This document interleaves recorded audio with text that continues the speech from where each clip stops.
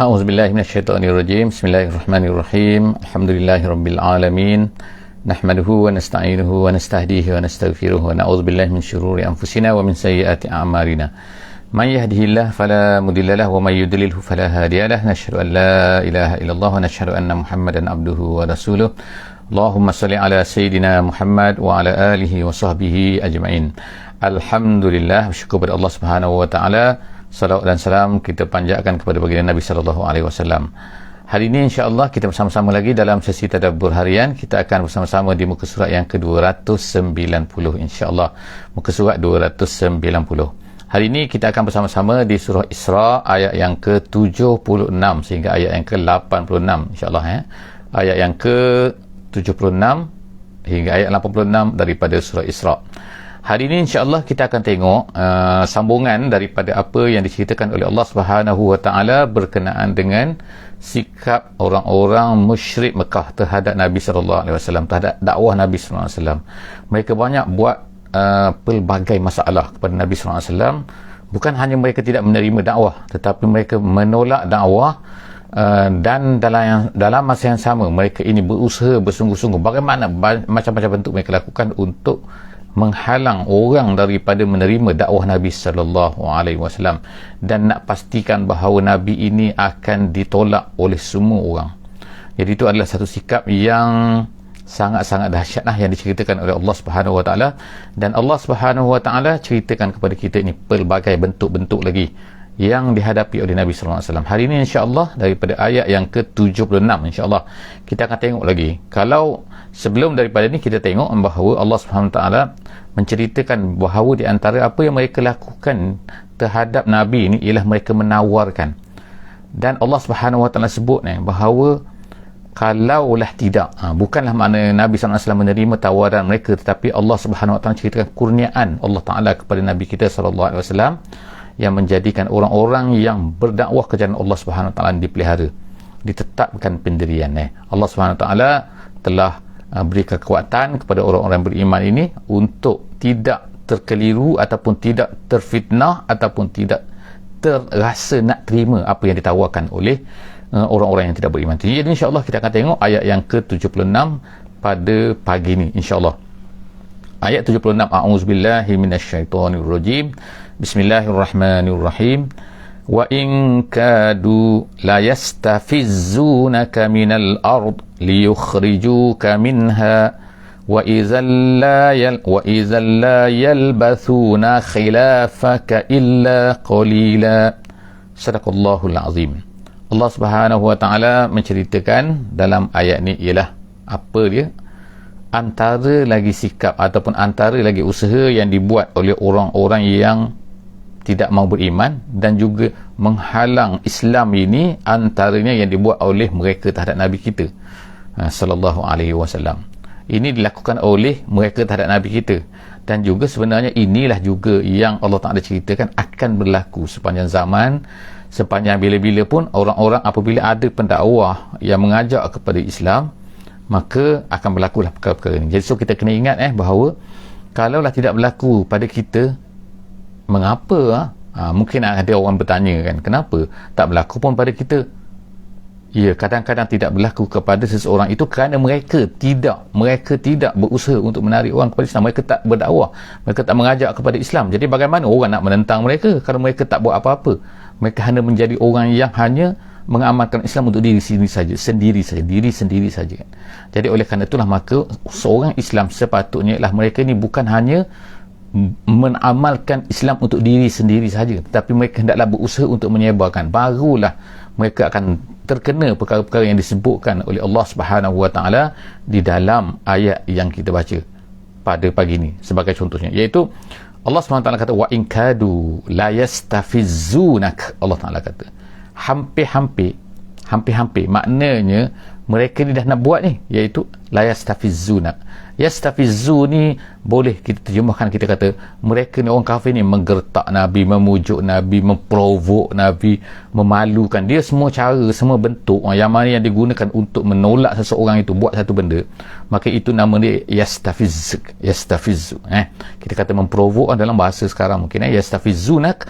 Mereka ini Allah Ta'ala kata pasti yastafizzunak, berusaha untuk push kamu ni ya minal ardi, daripada bumi. Bumi sini maknanya lah bumi Mekah, iaitu mereka berusaha nak keluarkan Muhammad ni daripada bumi Mekah. Kalau boleh, tak nak tengok lah, tak nak dengar lah Muhammad ni ceramah, asyik berdakwah saja ni. Liyukhrijuka minha, untuk mereka ni keluarkan Muhammad tu daripadanya. Wa izan, Allah Ta'ala kata, wa izan la yalbathuna khilafaka illa qalila. Kalaulah ini berlaku, iaitu kalaulah Muhammad ini dikeluarkan, dapat mereka keluarkan daripada Mekah ni, Allah Subhanahu Wa Ta'ala kata, wa izan la yalbathuna khilafaka illa qalila. Mereka tak akan dapat tinggal lama selepas daripada Nabi dah tak ada, melainkan sebentar saja. Apa maksud ini? Ulama memberi dua maksud.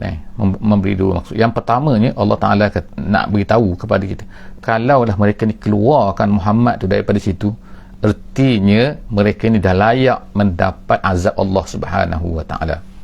Kerana apabila Nabi, seorang Rasul, seorang Nabi tak ada di tempat tu, maka ertinya mereka dah boleh diseksa oleh Allah SWT. Allah SWT tidak menyeksa satu-satu kaum tu kerana Nabi tu ada di situ.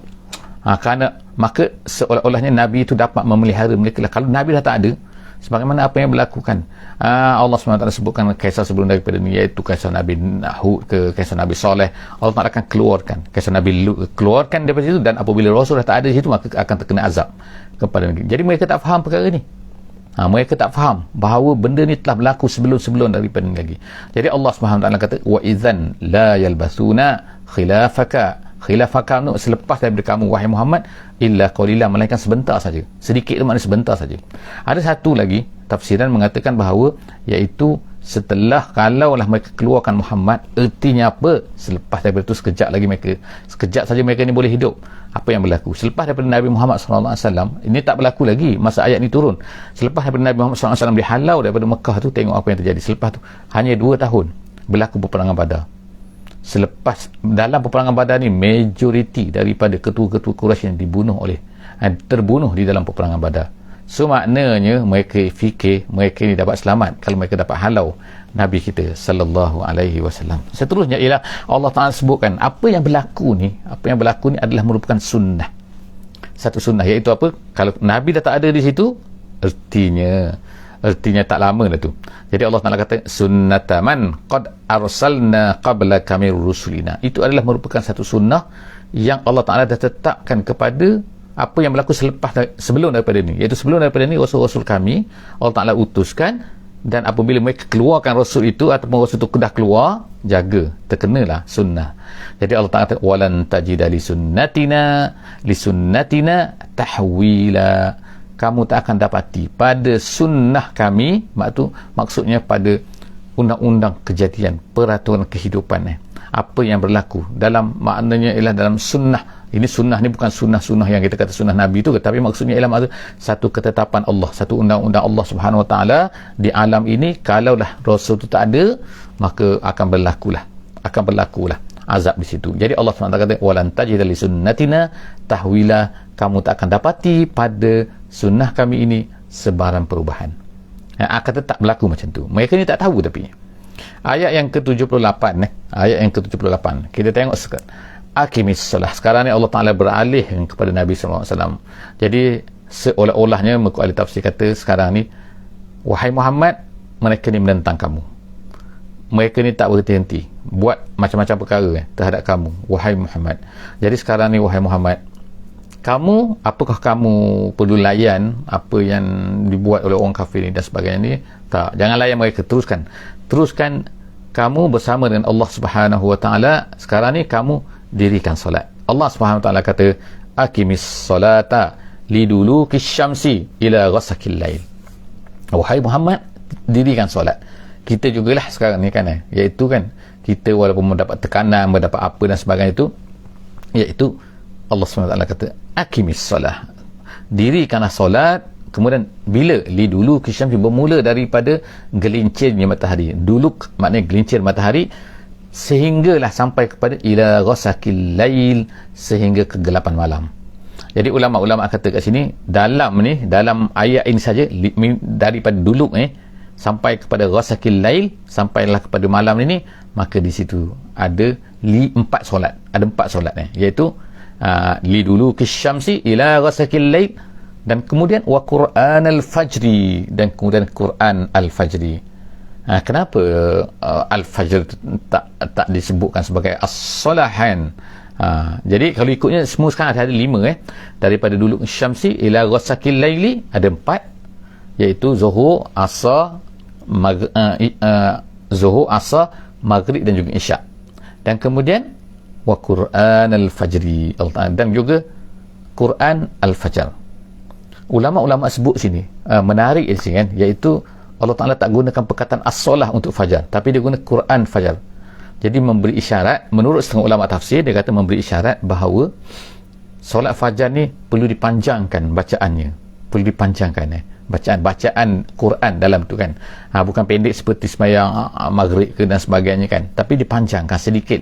Kenapa? Kerana waktu subuh ni adalah waktu nasyad, waktu semangat, waktu bangun daripada tidur kan, baru dapat kerehatan kan. Jadi maksudnya sebab itulah Quran al-fajr, inna Quran al-fajri, Allah Ta'ala kata, dan Quran pada waktu fajar itu, iaitu solat fajar itu, kana masyhuda, adalah merupakan satu waktu ataupun sembahyang yang dimasyhud, disaksikan oleh malaikat ni. Kerana dalam ulama tafsir kata maksud masyhud di sini ialah kerana pada waktu tu, iaitu waktu fajar ni, ialah pertukaran malaikat ni. Shift pagi, shift siang, shift malam kan, pada masa tu bertukar. Jadi pada masa tu, jadi adalah hadis yang menyebutkan bahawa Allah Ta'ala Maha tahu kan, tapi Allah Ta'ala bertanya kepada malaikat, bagaimana kamu tinggalkan umat hamba-hambaku? Malaikat berkata dia sedang sembahyang. Yang datang pun kata dia sedang sembahyang. Jadi maknanya solat. Sebab itulah dia kata panjangkan Quran al-fajr, solat fajar. Seterusnya ialah ayat yang ke-79 insya-Allah. Kita tengok ayat yang ke-79. Seterusnya Allah Ta'ala kata waqur. Allah Ta'ala ajar kita sekarang ni, dan katakanlah. Ajar kepada Nabi Muhammad SAW, ajar kepada kita semua, waqul rabbi adkhilni mudkhala sidqin. Ya Allah, kul, katakan, Rabbi, wahai Tuhanku, adkhilni, masukkanlah aku. Ni doa doa kan yang cantik kan, kita boleh amalkan doa ni kan. Nabi Allah Ta'ala ajarkan kepada Nabi kita sallallahu alaihi wasallam. Jadi kita amalkan doa ni, iaitu apa yang diminta, adkhilni, masukkanlah aku, mudkhala sidqin, iaitu tempat masuk yang baik, tempat masuk yang benar. Wa akhrijni mukhraja sidqin, dan keluarkanlah aku daripada secara keluar yang baik, yang benar, sidqin.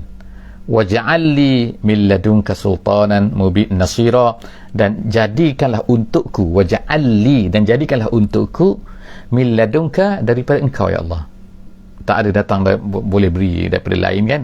Min ladunka sultanan, iaitu kekuasaan, nasira, yang menolong aku, membantu aku untuk melaksanakan kerja-kerja aku. Jadi apa maksud sini? Ulama-ulama tafsir memberikan makna kepada ayat ni, iaitu doa ini. Maksudnya ialah disuruh kita ni berdoa supaya Allah SWT Allah Ta'ala meminta kita supaya kita ni berdoa, meminta kepada Allah supaya berikan tempat masuk yang baik, yang benar. Jadi apa maksud benar sini? Ulama-ulama tafsir kata maksudnya ialah kita ni, apabila kita ni kan berdakwah kepada Allah Subhanahu Wa Taala, berusaha di jalan Allah Subhanahu Wa Taala, bekerja untuk menyampaikan agama, jadi inilah sekali lagi kan kita tengok kan, bertalu-talu kita tengok kan Allah Subhanahu Wa Taala kan secara tidak langsungnya menyuruh kita ni menjadi pengikut Nabi Muhammad sallallahu alaihi wasallam, iaitu menyebarkan agama. Jadi sebab itulah kita ni kena menjadi orang yang menyebarkan agama. Kalau kita tak boleh menjadi orang yang menyebarkan agama, kita mesti bantu orang menyebarkan agama.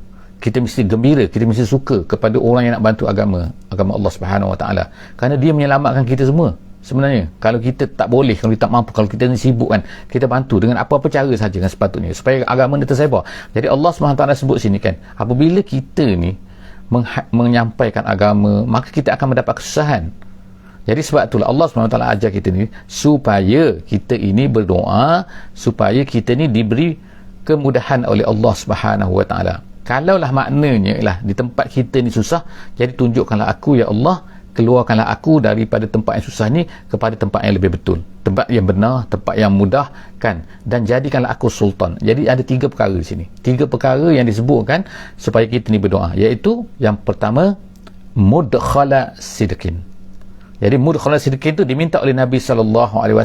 Jadi apakah dia dapat? Iaitu dapat masuk ke kota Madinah, iaitu dapat masuk ke kota Madinah, diterima, kemudian menjadi tempat dakwah yang seterusnya kepada Nabi sallallahu alaihi wasallam. Jadi itulah satu mudkhala sidqin. Dan kemudian sebut itu wa akhrijni mukhraja sidqin, keluarkanlah aku daripada tempat yang benar juga, iaitu apa? Makkah al-Mukarramah. Maknanya keluarnya, hijrahnya, berpindahnya itu sepatutnya adalah menjadi satu lumrah.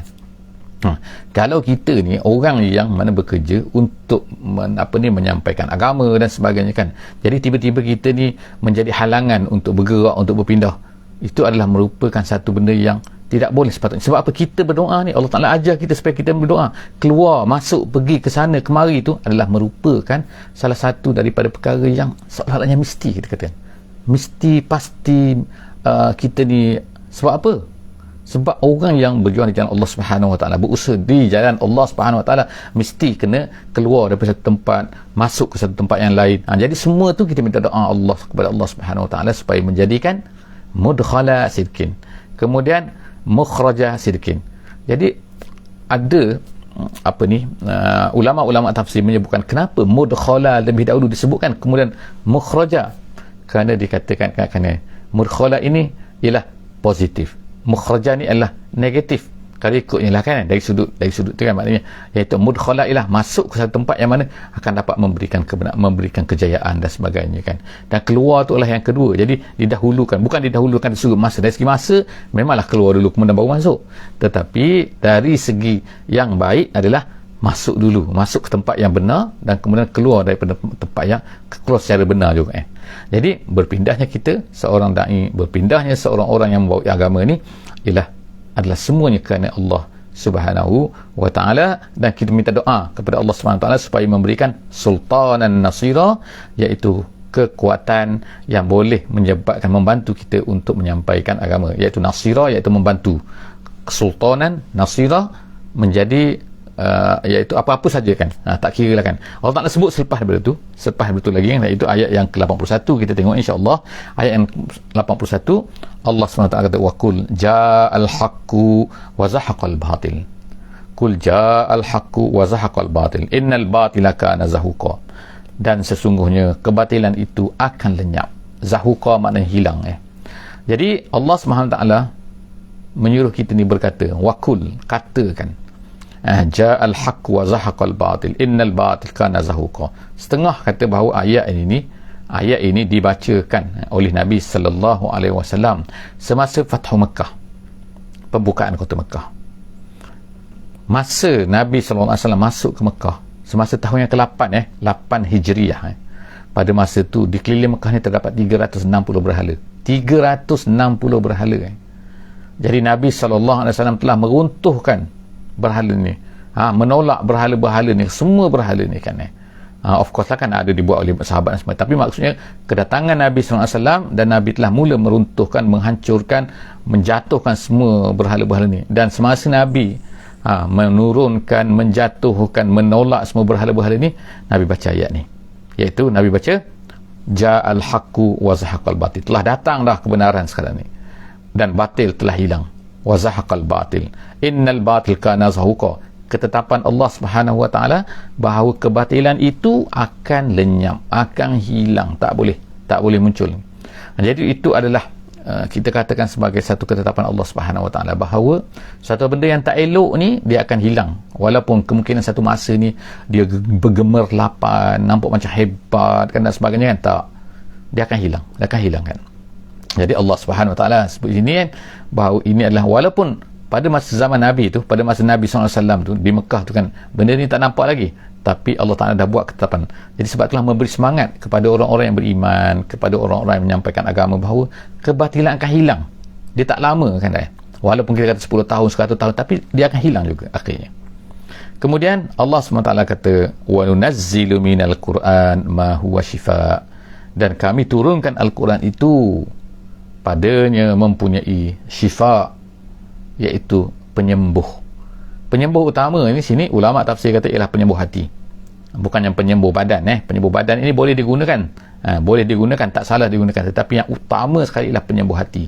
Kerana hati ini macam-macam masalah kan, kekufurannya, kemaksiatannya, suka kepada benda-benda yang tak bagusnya, itu adalah merupakan masalah-masalah hati. Jadi Allah SWT sebutkan Quran ini, wa nunazzilu minal Quran, dan kami turunkan pada Quran ini ma huwa syifa, suatu yang menyembuhkan hati manusia. Sebab itulah kena baca banyak Quran. Quran itu akan mengobat manusia itu kan. Wa rahmah, dan kemudian dia menjadi rahmat lil mukminin, kepada orang-orang mukmin. Wala, dan kemudian itu untuk orang beriman. Dia ni menjadi penyembuh. Jadi maknanya kalau kita nak katakan dia ni menjadi penyembuh, syifa dengan Quran, syifa tu maknanya penyembuh. Daru syifa tu maknanya daru penyembuh. Gitu kan, tempat penyembuhan, tempat berusaha untuk menyembuh. Jadi kalau kita katakan bahawa Quran itu menyembuh, sebab itulah maknanya kita tak salah kita gunakan Quran ini untuk menjadi sebagai bacaan-bacaan, untuk menyembuhkan, untuk memohon kepada Allah Subhanahu Wa Taala, sebagai perantaraan untuk meminta kepada Allah Subhanahu Wa Taala supaya sembuhkan kalau ada kesakitan. Tetapi yang lebih utama ialah penyembuh daripada penyakit hati itu, kerosakan hati. Kemudian Allah kata rahmah. Tapi untuk orang kafir, apa Quran ni? Bagi mereka Quran ni wala yaziduz zalimina illa khasara. Untuk orang-orang yang zalim, Allah Ta'ala kata sini kan, wala yazid, Quran ni dia tidak menambah kepada mereka itu. Quran tak beri tambahan apa-apa kepada orang kafir ni, kepada orang zalim, melainkan khasara, melainkan kerugian. Feras, kecewa, lagi jauh lagi daripada kebenaran, itu ada. Itulah yang disebutkan oleh Allah Subhanahu Wa Ta'ala. Kemudian seterusnya Allah Subhanahu Wa Ta'ala, kita tengok sini kan, seterusnya ialah Allah Ta'ala sebut ayat yang ke seterusnya ialah ayat yang ke 83 insya-Allah, 83. Allah Ta'ala kata wa iza an'amna 'alal insani a'rada wa na'a bi janibih. Allah Ta'ala sebut lagi sifat manusia kan, kita tengok kan, Allah Ta'ala sebut kan berkali-kali kan. Ni sifat manusia lagi. Sebelum ni daripada banyak dah kita jumpa kan, sifat manusia ni kan masuk dalam dalam laut, bila tak ada, ataupun pergi ke mana-mana lah kan, bila tak ada minta tolong kepada yang lain dah tak ada dah, pada masa tu minta tolong kepada Allah Subhanahu Wa Ta'ala. Sekarang ni Allah Ta'ala ceritakan lagi ni kan sifat manusia lagi kan, iaitu wa iza an'amna 'alal insan, apabila kami beri nikmat kepada manusia ni, wa iza an'amna 'alal insan, kami beri nikmat kepada manusia, apa dia buat ni? Adakah dia ni akan lebih ni? Tak, dia akan sebutkan, iaitu dia sebut sini, Allah Ta'ala sebut sini kan, a'rada, dia berpaling, wa na'a bijanibih, dan menjauhkan dirinya. Na'a tu maknanya jauh, bijanibih itu sampingnya, maknanya menjauhkan sampingnya, tepi ni maknanya menjauhlah kan, maknanya menjauhkan dirilah. A'rada, berpaling, tak nak dengar kebaikan tu. Kalau lah maknanya bila dapat nikmat dia tak dengar, bila susah dia minta tolong kepada Allah Subhanahu Wa Ta'ala, ingat Allah Subhanahu Wa Ta'ala. Tu sifat manusia. Jadi Allah Ta'ala marah kepada sifat manusia yang begini kan, dapat rezeki yang mewah, dapat kesenangan, so dia akan lupa pada Allah, jauh daripada Allah Subhanahu Wa Ta'ala. A'rada wa na'a bi janibi. Wa iza massahu syarru, tetapi apabila terkena syarru, perkara-perkara keburukan untuk dirinya, dia rasa keburukan, kana ya'us, dan kemudian Allah Ta'ala kata dia akan pula putus asa pula. Ni satu sifat lagi manusia kan, kalau dia ni dapat nikmat, tengok kan, dia a'rada, dia berpaling daripada benda yang baik kan, tak hera pun kepada pemberi nikmat kan, tak ingat pun kepada Allah Subhanahu Wa Ta'ala. Tetapi apabila terkena pula syarru, benda-benda yang dirasakan buruk pada dia, maka dia pun putus asa pula. Tu sifat manusia lagi. Kita boleh campur-campur kan, insya-Allah kan, kita ambil di sini, kita ambil tempat-tempat lain, kita akan akhirnya kita boleh buat kesimpulan apakah sifat manusia ni kan, perangai manusia kan, iaitu jenis manusia di sini kan. Tapi bukanlah bermakna ini, setengah ulama kata inilah sifat orang-orang yang tidak beriman, inilah sifat orang-orang yang kita kata jauh daripada Allah Subhanahu Wa Ta'ala. Orang-orang yang dekat dengan Allah Subhanahu Wa Ta'ala tidak beginilah, insya-Allah kan, insya-Allah. Kemudian Allah Subhanahu Wa Ta'ala seterusnya berkata, ayat 84, ayat 84 Allah Ta'ala kata kullun, Allah Ta'ala katakan kullun ya'mal ala syakilati, semua orang akan bekerja mengikut syakilati. Syakilati dalam terjemahan kata keadaannya lah, bentuknya. ulama ada dua pendapat di sini kan. Satu pendapat yang pertama, maksudnya ialah seseorang itu akan bekerja mengikut kemampuan dia, kebolehan dia. Allah Ta'ala memberikan kebolehan kepada seseorang itu berbeza-beza. Ada dia hebat macam ni, dia tak hebat macam ni. Ada dia hebat sudut ni, dia tak hebat sudut ni kan. Jadi Allah SWT kata, masing-masing gunakan kehebatan masing-masing. Itu secara umumnya mana kan? Katakan kullun ya'mal ala syakilatih. Semua orang akan bekerja mengikut ni. Dan Allah Ta'ala pun menyuruh kita pun mengikut kemampuan kita, mengikut keadaan kita. Kalau kita lah nak sampaikan agama, kita katakan. Jadi ada kemungkinan orang ni dia pandai bersyair, pandai menyanyi, dia ni pandai lah dari segi artnya kan, dari segi seni. Ada orang tak pandai, dia pandai dari sudut ni, dia pandai komputer, dia pandai ni kan, macam-macam. Jadi tak apa, masing-masing tu memberi mengikut kemampuan masing-masing, mengikut kebolehan masing-masing kan. Tapi semua kena memberi. Itu nombor satu lah kan, satu pandangan ulama. Pandangan yang keduanya mengatakan setiap orang itu setiap orang itu akan bekerja mengikut akidah yang dipegang. Ada orang akidah dia pegang ialah akidah apa? Akidah yang rosak. Maka dia akan bekerjalah untuk menaikkan kerosakan tu yang dia faham, yang dia itu. Itu. Tapi yang baik, yang beriman, akidah yang betul, orang yang berakidah betul, maka dia akan bekerja untuk menjayakan akidahnya. Tapi kalau orang yang ada akidah yang betul tapi tidak berusaha, maka itu adalah satu kesalahan lah kan.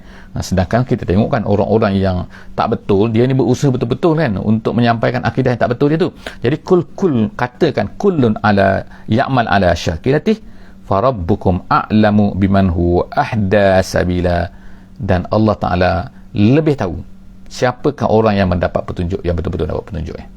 Jadi maknanya kalau kita tengok orang macam hari ni kan, macam-macam bentuk, macam-macam kerja kan, tapi Allah Ta'ala lebih tahu. Masing-masing mendakwa kata dia betul kan, tak kan? Tapi Allah Ta'ala lebih tahu mana yang betul, mana yang salah kan. Allah Ta'ala tunjukkan kepada kita dah yang betul dan yang salah dalam Al-Quran ni. Maka sama-sama kita belajar insya-Allah. Ayat 85 kita tengok di sini hari ni lah. Allah Ta'ala kata wa yas'alunaka 'anir ruh. Sekarang pergi pula kepada persoalan yang lain pula, iaitu mereka bertanya kamu tentang ruh. Macam mana mereka? Siapa mereka ni? Mereka ni ialah di dalam riwayat mengatakan ialah orang-orang Quraisy. Mereka nak lawan Muhammad tak dapat dah. Jadi akhirnya mereka pergi tanya orang Yahudi di Madinah tu kan. Orang Yahudi, kadang-kadang orang Yahudi pun datang ke Mekah tu kan, bisnes dan sebagainya kan. Jadi mereka jumpa orang Yahudi, mereka bertanya, kami nak tanya apa lagi Muhammad ni? Jadi orang Yahudi pun mengajarlah kepada orang-orang musyrik ni kan. Yahudi ni jahat kan. Mereka tahu dah Muhammad tu lebih dekat kepada mereka, sepatutnya mereka lah yang beriman. Tapi tak. Mereka ajar kepada orang-orang musyrik ni, mereka kata, tanya lelaki tu, Muhammad tu, apa dia ruh? Kalau dia boleh cerita, kalau dia cerita panjang pasal ruh tu, itu makna tak betul. Kalau dia kata, aku tak tahu pasal ruh, itu betul. Jadi mereka pun bertanyalah, yas'alunaka wa yas'alunaka 'anir ruh. Mereka pun bertanya, kamu wahai Muhammad, orang Quraisy ni, hasil daripada inilah ajaran yang diajar kepada mereka oleh orang Yahudi tu, mereka bertanya kamu tentang ruh. Katakan wahai Muhammad. Jadi Nabi akhirnya tunggu wahyu, dan kemudian wahyu datang beritahu kepada Nabi kita sallallahu alaihi wasallam. Kemudian kulir ruh, katakan ar-ruh min amri rabbi, itu masalah Tuhanku, itu urusan Tuhan. Aku tak tahu bentuk dia macam mana, apa benda, sebab aku pun tak boleh tengok kan. Jadi kulir ruh min amri rabbi wa ma utitum minal ilmi illa qalila. Yang pastinya yang benda yang kita nak tegaskan ialah bukan tahu tak tahu, tetapi kita kena ingatkan bahawa satu benda yang tetap ialah Allah Subhanahu wa taala tidak memberikan ilmu kepada manusia ini melainkan sedikit. Aku pun dapat sedikit, kamu apatah lagi kan orang Quraisy kan. Jadi maknanya Allah Ta'ala beritahu wahai Muhammad kepada mereka ni, ruh ni itu urusan Allah, aku tak ada ilmu kan, melainkan sedikit. Jadi nak cerita kecilnya kita di hadapan Allah Subhanahu Wa Ta'ala, di samping Allah Subhanahu Wa Ta'ala, maknanya sangat banyak kan. Dalam tempat yang lain disebutkan bahawa kita ni, ilmu manusia ni hanyalah seumpama seperti setitik air kan, daripada lautan yang banyak ni kan. Itu adalah perbandingan sahaja kan. Yang lebih lagi ialah tidak ada limit kan, ilmu Allah Subhanahu Wa Ta'ala. Kita ni sangat-sangat limited. Walaupun kita ni dapat 10 PhD ke 20 PhD ke, katakan membaca 1000 kitab ke 1000 buku ke, masih lagi ilmu kita hanyalah sedikit. Kita tengok saintis-saintis dan sebagainya kan. Seterusnya ialah ayat yang terakhir. Allah SWT kata, wala in syi'na lanazhabanna billazi awhayna ilaika thumma la tajidu laka bihi alaina wakila. Allah Ta'ala kata, wahai Muhammad, wahai Muhammad. Allah Ta'ala turunkan wahyu kepada Nabi Muhammad sallallahu alaihi wasallam. Tetapi kena ingat wahai Muhammad, wala in syi'na, kalau kami kehendaki lanazhabanna billazi auhayna ilaik, kami boleh bawa lari. Maknanya apa yang kami dah beri kepada kamu tu wahai Muhammad, kami boleh tarik balik. Tarik balik maknanya hilangkan apa yang telah kami wahyukan kepada kamu wahai Muhammad, ilaika, auhayna ilaik, apa yang wahyu kami dah wahyukan kepada kamu. Kalau Allah Ta'ala nak tarik balik tu boleh. Kita nak katakan sekarang ni kan, kita ni ada ilmu katakan dah, tapi kadang-kadang kita tengok orang tu apabila dah tua kan, dah nyanyuk, dah tak ingat semua kan, kita tengok dia lupa kan. Ataupun orang ada ilmu, kadang-kadang budak-budak masuk exam tengok lupa semua kan, dalam exam lupa, padahal baca dah ingat dah. Tengok kan, Allah Ta'ala boleh buat benda tu kan. Kepada Nabi Muhammad SAW pun Allah Ta'ala katakan, wala in syi'na lanazhabanna billazi auhayna ilaik, apa yang kami wahyukan kepada kamu wahai Muhammad, kalau Allah Ta'ala nak tarik balik, nak ambil balik kan, nak lupakan semua, boleh. Summa la tajidu laka bihi alaina wakila, dan tak ada lagi orang yang boleh menjadi penolong kepada kamu kalau kami tarik balik benda tu kan. Jadi itu adalah merupakan Allah Ta'ala nak sebutkan bahawa kita ni lemah kan di hadapan Allah Subhanahu Wa Ta'ala. Nabi Muhammad pun lemah di hadapan Allah Subhanahu Wa Ta'ala. Kita semua lemah, kita berharap kepada Allah Subhanahu Wa Ta'ala. Jumpa lagi insya-Allah di muka surat 291 dalam sesi akan datang insya-Allah dan sesi akan datang iaitu hari Isnin bukan esok esok hari Ahad kita ada hadis, hari Isnin insya-Allah. Jumpa lagi. Jangan lupa insya-Allah untuk share kepada semua sahabat-sahabat, insya-Allah berikan link kepada semua sahabat yang lain, letakkan sesi kita ni, link sesi kita ni dalam semua Facebook, dalam semua WhatsApp group, dalam semua grup-grup kita semua ada kan. Insya-Allah moga-moga kita akan dapat pahala yang berpanjangan insya-Allah. Aku qouli hadza wa astaghfirullahal azim li wa lakum. Bismillahirrahmanirrahim. Wal 'asri innal insana lafi khusr illa allazina amanu wa 'amilus solihat wa tawasaw bil haqqi wa tawasaw bis sabr. Wassalamualaikum warahmatullahi wabarakatuh.